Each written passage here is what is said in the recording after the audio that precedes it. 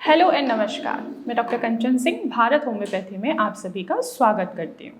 और आज के इस वीडियो में मैं आप सभी से बात करने वाली हूँ अस्थमा पेशेंट के लिए कि ऐसे वो कौन से खाद्य पदार्थ को अपनाएं जिससे उनका जो फेफड़ा है वो मजबूत बने और उनकी समस्या काफ़ी हद तक कंट्रोल में भी हो और पूरी तरीके से क्योर भी हो जाए। तो चलिए वीडियो को स्टार्ट करते हैं। तो आइए चलिए सबसे पहले जानते हैं कि वह कौन सा खाद्य पदार्थ है जिसका सेवन करने से अस्थमा पेशेंट को काफ़ी आराम मिलता है। तो पहला खाद्य पदार्थ है बीट रूट यानी कि चुकंदर।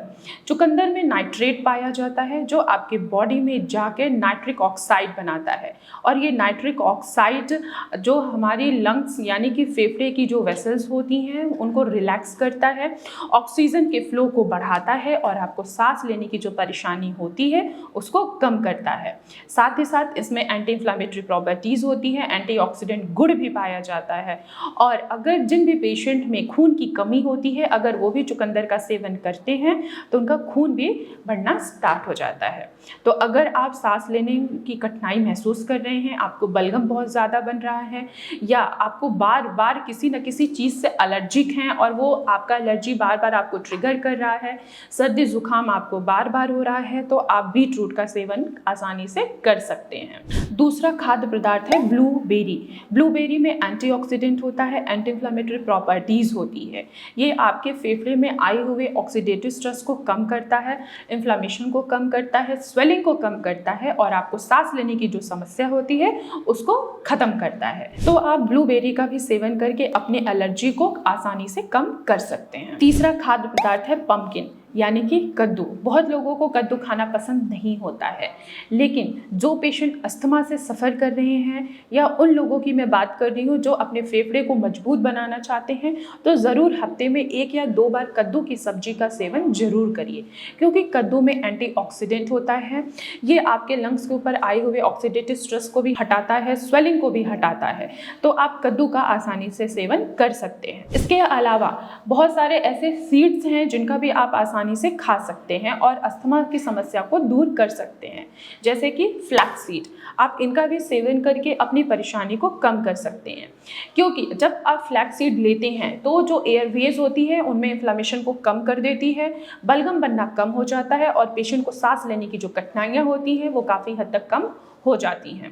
इसके अलावा और भी बहुत सारे ऐसे खाद्य पदार्थ हैं जिनका आप सेवन करके आसानी से अपनी प्रॉब्लम को सॉल्व कर सकते हैं, जैसे कि हल्दी। हल्दी में करक्यूमिन नाम का एंटीऑक्सीडेंट होता है और साथ ही साथ ये एंटी इन्फ्लामेटरी प्रॉपर्टीज़ होती है, इसमें एंटीबैक्टीरियल प्रॉपर्टीज़ होती है। ये ऊपर से तो आपको हील करता ही करता है, साथ ही साथ अंदर से भी ये आपको हील करता है। आप लोगों ने सुना होगा कि अगर किसी को घाव लग गया है, चोट लग गई है, तो जब आप हल्दी का पेस्ट लगाते हैं तो वो आपको एक्सटर्नली और इंटरनली दोनों तरीके से आपको क्योर करता है।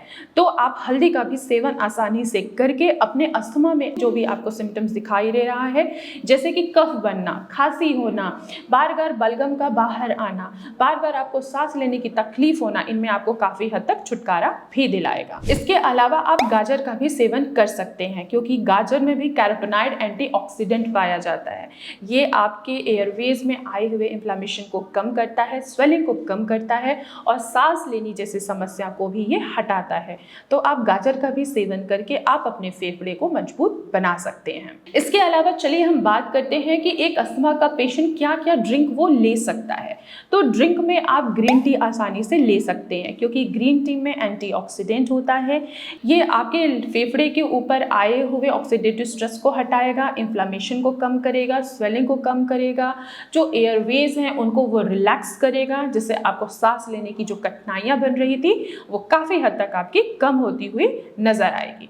इसके अलावा आप काढ़ा का भी सेवन आसानी से कर सकते हैं या आप हल्दी वाला दूध का भी आसानी से सेवन कर सकते हैं। जब आप ये सारे खाद्य पदार्थों का सेवन करेंगे तो आपको आधा से ऊपर आपकी परेशानियां खत्म होती हुई खुद दिखाई देंगी। जो आपको सांस लेने की कठिनाई हो रही थी, जो आपको बार बार बलगम बन रहा था, बार बार आपको खांसी आ रही थी, इन सभी चीज़ों में आपको चेंजेस महसूस होगा।